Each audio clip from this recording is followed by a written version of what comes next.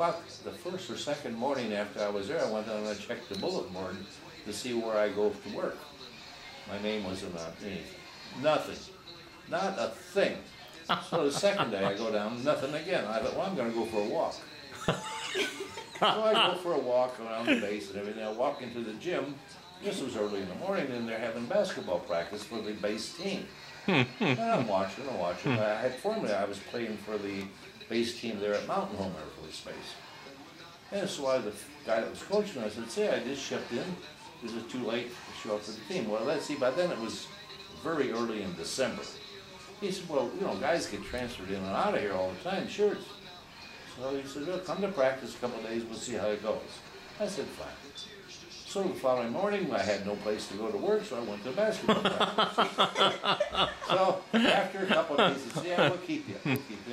Well, about a week or two later, I'm one of the starting guards. So this goes on every day. I go to basketball, and I go back to the barracks, and I eat lunch, I take a nap, I have no job to go to. Well, after a while, I feel a little guilty. So I talked to the NCOIC down in the office of the squadron, and I said, I presented my problem to his, and he couldn't figure it out. He said, I can't send you a place to work. I don't have any authorization for that. You have to go see the air inspector and see what he can do for you. Well, the air inspector takes care of problems. He's a full colonel. So I go over to see him in my Class A uniforms with my service record with me, and I hand it to him, and I tell him this whole story. And he says to me, he says, Airman, do you know what you are? I said, no, sir. He says, you're a jackass. I looked at him strangely and said, now don't take me literally. We had a horse. See, Alaska was not a state at that time. That was 53. He says, Airman, we had a horse up here, and he was a wonderful worker, but he died.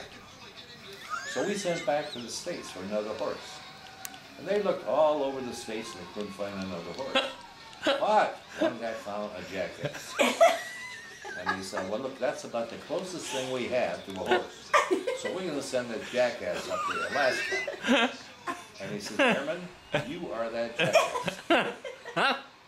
I said, oh, what happens now? I said, can I transfer to someplace in Japan where they have reproduction squadrons? He said, no, you got to stay here. Well, you got about 23 months to go.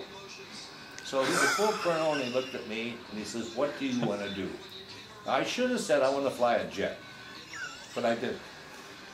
I said, well, I'm playing for your base basketball team right now, so I suppose I'd like to be in special services. Now that special services up there meant you worked at the service club, the theater, and the gym. Now that's a tough assignment. Shit. I mean, that is really tough duty. I mean, that's in the trenches.